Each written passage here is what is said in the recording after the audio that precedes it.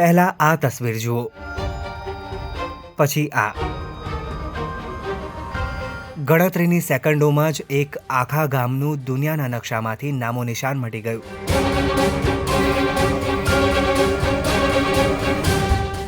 ચાલો વિચારો, જો હિમાલયનો 75% બરફ પીગળી જાય તો ભારતની શું હાલત થાય? જો ગ્લોબલ વોર્મિંગ આ રીતે જ વધતું રહ્યું તો ભારત સહિત 6 દેશો સામે એવો ખતરો ઊભો થશે જેની કોઈએ કલ્પના પણ નહીં કરી હોય. સ્વિટ્ઝરલેન્ડની લોશેન્ટલ ખીણમાં આવેલું બ્લેટેન નામનું સુંદર ગામ, પણ આજે એ ગામ ત્યાં નથી, સાવ ભૂંસાઈ ગયું છે.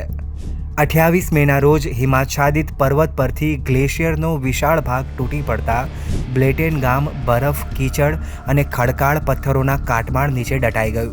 સદનસીબે આ દુર્ઘટના પહેલાં જ અહીં વસતા 300થી વધુ લોકોને સલામત સ્થળે ખસેડી લેવાયા હતા.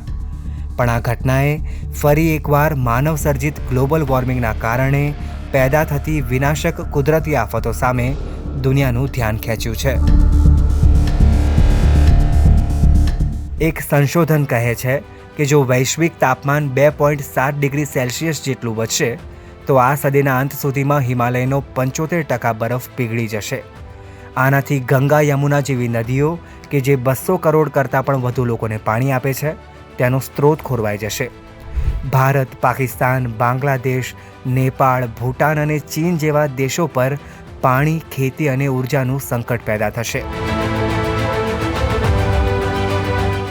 મહત્વનું છે કે 2015ની પેરિસ સમજૂતીમાં તાપમાનને 1.5 ડિગ્રી સેલ્સિયસ સુધી મર્યાદિત રાખવાનું લક્ષ્ય રખાયું હતું, જેથી 54% ગ્લેશિયર બચાવી શકાય. પરંતુ અમેરિકન પ્રમુખ ડોનાલ્ડ ટ્રમ્પે પહેલા નવેમ્બર 2020માં અને પછી આ વર્ષે 2025માં આ સમજૂતીમાંથી પીછેહટ કરી.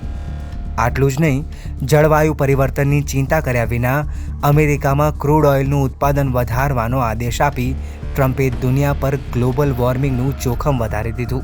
અમેરિકાના આ વલણ સામે વિજ્ઞાનીઓએ ચેતવણી આપી છે કે વૈશ્વિક તાપમાન 1.5 ડિગ્રી સેલ્સિયસ સુધી મર્યાદિત નહીં રાખી શકાય તો હિન્દુકુશ હિમાલય, આલ્પ્સ, રોકીઝ અને આઇસલેન્ડમાં બરફ પીગળશે, જેને પગલે નદીઓમાં પહેલાં પૂર આવશે અને પછી પાણીની અછત સર્જાશે.